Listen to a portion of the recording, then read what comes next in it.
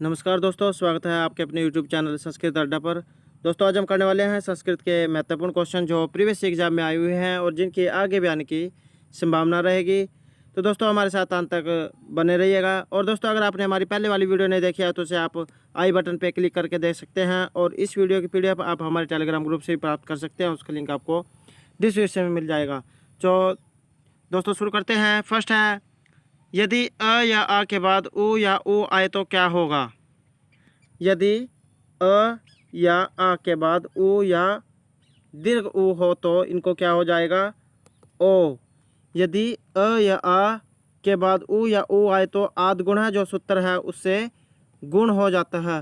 अ और उ को ओ, अ प्लस दीर्घ उ को औ गुण हो जाता है। तो यहाँ पर जो गुण संधि का नियम लागू होता है। नेक्स्ट है, हिमस्य अत्यम का संपूर्ण पद। तो इसका जो है संपूर्ण पद कौन सा होगा, राइट आंसर है ऑप्शन बी, हति अति हिमम हिमस्य अत्यम। यहाँ पर जो है इसमें अविभाव समास होता है। और जो ये अविभाव समास है इसकी पहचान कैसे है, इसमें शुरू में अवयव दिया गया होगा जैसे अति। नेक्स्ट है, निर्मस्कम में समास। तो इसमें कौन सा समास है, राइट आंसर ऑप्शन बी। यहाँ पर भी जो है इसमें अविभाव समास दिया गया है क्योंकि इसमें शुरू में उपसर्ग दिया गया है नहीं। नेक्स्ट है, हरित रात है, हरित रात है, हरिनाथ रात है। तो यहाँ पर जो है किस समास का प्रयोग हुआ है, राइट आंसर ऑप्शन बी। तो यहाँ पर जो है तृतीय तत्पुरुष समास का प्रयोग हुआ है। अगला क्वेश्चन है, उप अनु अधि आंग वश। ये जो सूत्र है इसका प्रयोग कहाँ पर होता है, राइट आंसर है ऑप्शन बी। तो यहाँ पर जा कर्म कारक का प्रयोग होता है। यदि वश धातु के पूर्व उप अनु अधि आ इनमें से कोई उपसर्ग लगा हो तो क्रिया का जो आधार है वो कर्म होता है, जैसे हरि वैकुंठम उपवस्ति। तो यहाँ पर जा कर्म कारक जो है कर्म कारक से द्वितीय विभक्ति हुई है। अगला क्वेश्चन है, परितः के योग में विभक्ति। तो ये जो परितः है इसके योग में कौन सी विभक्ति होती है, राइट आंसर है ऑप्शन बी। तो इसके योग में जो है द्वितीय विभक्ति का प्रयोग होता है। अभितः, परितः, समय, निक्षा, ध्वा, प्रतियो, अपि, वार्तिक, इसके अनुसार जो द्वितीय विभक्ति होती है अर्थात अभितः चारों ओर या सब और परितः सब और, समय समीप, निक्षा समीप, प्रति और या तरफ, सब जिस शब्द के संबंध में प्रयुक्त हो उसमें द्वितीय विभक्ति का प्रयोग होता है। अगला क्वेश्चन है, इत्थम भूत लक्षण सूत्र का उदाहरण। सूत्र कौन सा है, तो इसमें कौन सा कारक होता है, इत्थम भूत लक्षणे, राइट आंसर ऑप्शन ए। तो इसमें व्याकरण कारक का प्रयोग होता है। तो इस सूत्र का जो तात्पर्य है सबको कोई विशेष चिन्ह से ज्ञापित करना, तब जिस चिन्ह से जो ज्ञापित हो उसमें तृतीय विभक्ति होती है। जैसे जटाभी ताप से हैं, जटाओं से जो तपस्वी मालूम पड़ता है। तो यहाँ पर जो उसका लक्षण क्या है, उसके जो जटाएं हैं बाल आए लंबे हैं, इस कारण से जो ये मालूम है, ये ज्ञात हुआ है कि यहाँ पर जो है जटाओं से तपस्वी है। नेक्स्ट है, तस्मै श्री गुरुवे नमः वाक्य में जो श्री गुरुवे है इसमें कौन सी जो विभक्ति हुई है, तो तस्मै श्री गुरुवे नमः है। दोस्तों, ये जो नमः होता है, नमः स्वस्ति स्वाहा शब्द अलम वसट योगात, इनके योग में जा चतुर्थी विभक्ति का प्रयोग होता है। तो राइट आंसर है यहाँ पर डी, चतुर्थी विभक्ति। नेक्स्ट है, भीतर अर्थनाम व्या हेतु। ये जो सूत्र है इसमें किस कारक का प्रयोग हुआ है, राइट आंसर है ऑप्शन बी। इसमें जो है अपादान कारक का प्रयोग हुआ है। भीतर अर्थनाम व्या हेतु, ये जो सूत्र है इससे जो है अपादान कारक पंचमी विभक्ति होती है अथवा जिसके डर के कारण रक्षा करनी हो उसे उस कारक को अपादान कारक कहते हैं। जैसे चोरात विभेति, चोर से डर लगता है। अगला क्वेश्चन है गुरुः छात्रेण सह विद्यालयम गच्छति का कर्मवाच्य। दोस्तों ये जो वाच्य होते हैं तीन होते हैं, कर्ता, कर्म और भाव। तो यहाँ पर जो है कर्मवाच्य पूछा गया है। तो गुरुः छात्रेण सह विद्यालयम गच्छति का जो सही जो है कर्मवाच्य कौन सा होगा? तो राइट आंसर है ऑप्शन डी, गुरुः का गुरुणा हो जाएगा, छात्रेण का छात्रेण, सह विद्यालय है गम्यते। तो जो हाँ कर्म बनता है वहाँ पर प्रथमा में तृतीय होती है और कर्म में प्रथमा। तो यहाँ पर जो है गुरुः इसमें प्रथमा है तो यहाँ तृतीय हो जाएगी, गुरुणाः छात्रेण सह, विद्यालय में द्वितीय है तो यहाँ प्रथमा हो जाएगी, विद्यालय है गम्यते। अगला क्वेश्चन है यांच मोघ वरम अधिगुणे नाद में लब्ध कामः। इस श्लोकांश में अधिगुण है जो शब्द है इसमें किसकी ओर संकेत किया गया है? तो इसमें जो है किसकी ओर संकेत हुआ है? तो राइट आंसर है ऑप्शन सी, इसमें जो है मेघ की ओर संकेत हुआ है। और यह जो है श्लोक मेघदूत का जो पूर्व मेघ है उसके छठे श्लोक से लिया गया है। इसमें जो यह अधिगुण शब्द है इससे मेघ का संकेत किया गया है और अधिगुण का अर्थ होता है गुणवान व्यक्ति। अगला क्वेश्चन है सच भावेन भाव लक्षणम सूत्र है। तो ये जो सूत्र है ये किस कारक का है? राइट आंसर है ऑप्शन सी, ये जो है अधिकरण कारक का सूत्र है। इस सूत्र का तात्पर्य है कि जब किसी कार्य के हो जाने पर दूसरे कार्य का होना प्रतीत होता है तो जो कार्य हो चुका होता है उसमें अधिकरण कारक होता है। अधिकरण कारक होता है तो इसका अर्थ है कि इसमें सप्तमी विभक्ति होती है और इसका जो चिन्ह है में पर, कर्ता ने कर्म को कर्ण से संप्रदान के लिए अपदान से संबंध काके की अधिकरण में पर। अगला क्वेश्चन है धनाय लोभ है तत्पुरुष समास की कौन सी विभक्ति है? ये जो धनाय लोभ है इसमें कौन सी विभक्ति हुई है? तो सही आंसर है ऑप्शन बी, धनाय रामाय। तो इस प्रकार से जो है इसमें चतुर्थी विभक्ति का प्रयोग हुआ है। अगला क्वेश्चन है शिवराज विजय। शिवराज विजय में कुल कितने निश्वास है? Right answer option B 12। Shivraj Vijay जो है अंबिका दत्त व्यास के द्वारा लिखा गया है और 12 जो निश्वास है उसमें निबद्ध है और इस के जो प्रत्येक विराम है इसमें 4 निश्वास होते हैं अर्थात शिवराज विजय जो कुल ये 12 निश्वासों में विभक्त है। अर्थात जो इसकी जो कथ्य वस्तु है 3 विरामों में विभक्त है, 3 × 4 12। अगला क्वेश्चन है सुखनाश उपदेश की जो विषय वस्तु है इसमें कौन सा इनमें से सम्मिलित नहीं है? तो कौन सा इसमें से सम्मिलित नहीं है? राइट आंसर है ऑप्शन ए, युवा अवस्थाजन्य विकार जो है इसमें सम्मिलित नहीं है। तो ये जो युवा अवस्थाजन्य विकार लक्ष्मी मद अप्रतिम सौंदर्य तथा ऐश्वर्य संबंधी जो दोष है ये सुखनाश उपदेश के 4 विषय वस्तु है। उत्तराधिकार के प्रति लापरवाही सुखनाश उपदेश की विषय वस्तु इसमें नहीं है। अगला क्वेश्चन है शिवराज विजय का मंगलाचरण।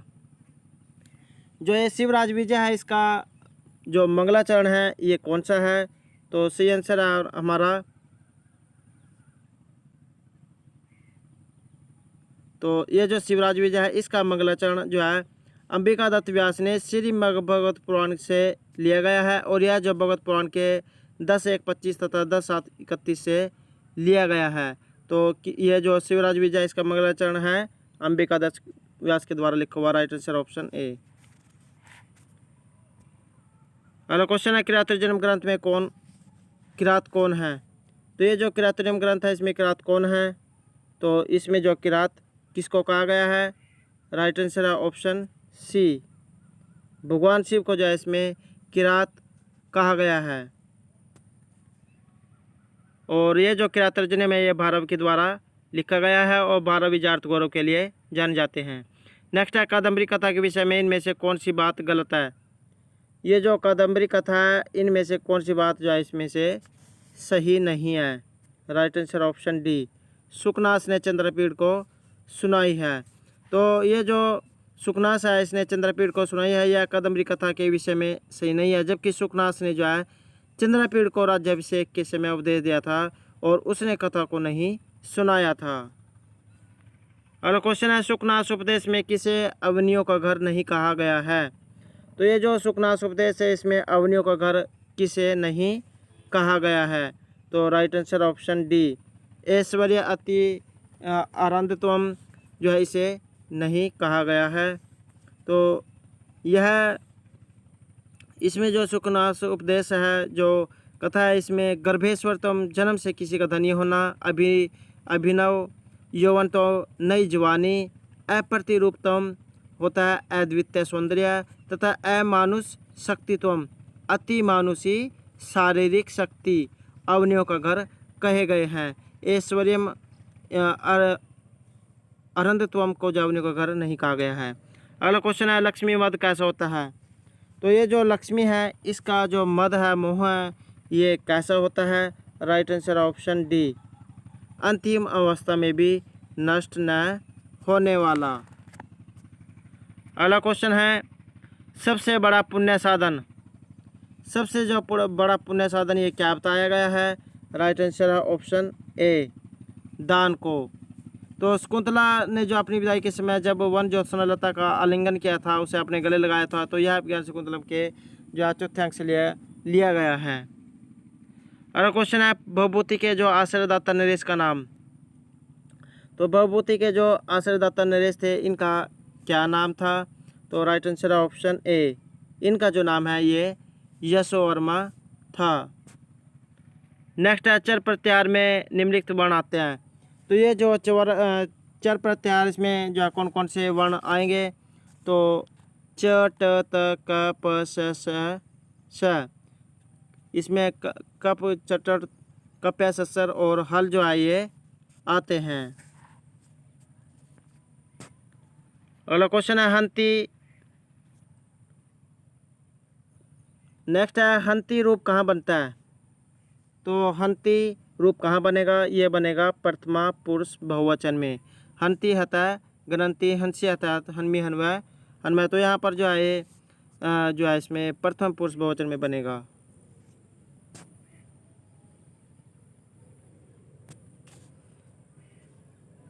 अगला क्वेश्चन है बृहत्त्रयी का जो एक ग्रंथ है किरातर्जुनीयम, शेष जो दो ग्रंथ है ये आप बताने आपको कौन से हैं? बृहत्त्रयी के अंतर्गत किरातर्जुनीयम, शिशुपालवध और जो नैषधचरित है ये बृहत्त्रयी के अंतर्गत आते हैं। नेक्स्ट है वामः कुलस्य अध्याय में जो वामः है इसका अभिप्राय क्या है? तो इसका जो अभिप्राय है क्या है? राइट आंसर ऑप्शन डी, कहे गए ढंग के विपरीत आचरण करने वाली स्त्रियां। नेक्स्ट है अनसुया एवं प्रियव्रता ने अपने किस ज्ञान के आधार पर शकुंतला का आभूषण पहनाया? तो किस आधार पर जो शकुंतला का आभूषण पहनाया गया था? राइट आंसर ऑप्शन डी, चित्रकारी में आभूषणों के प्रयोग से प्राप्त ज्ञान के आधार पर। नेक्स्ट है मुक्ते हरिम भजती से मुक्ते में चतुर्थी विभक्ति किस कारण से हुई है? मुक्ति के लिए हरि का भजन करता है। राइट आंसर है ऑप्शन डी, ताद अर्थ है चतुर्थी वाच्य वार्तिक के द्वारा, अर्थात मुक्ति के लिए जो हरि का भजन करता है यहाँ पर चतुर्थी हुई है। और जिस प्रयोजन के लिए कोई कार्य किया जाता है उसमें चतुर्थी विभक्ति होती है। यह मुक्ति के प्रयोजन के लिए हरि को जब भजता है इसलिए इस वार्तिक के द्वारा यहाँ पर चतुर्थी विभक्ति हुई है। अगला क्वेश्चन है चरमणि द्वीपिनम हंति, यहाँ चरमणि में सप्तमी का प्रयोग हुआ है।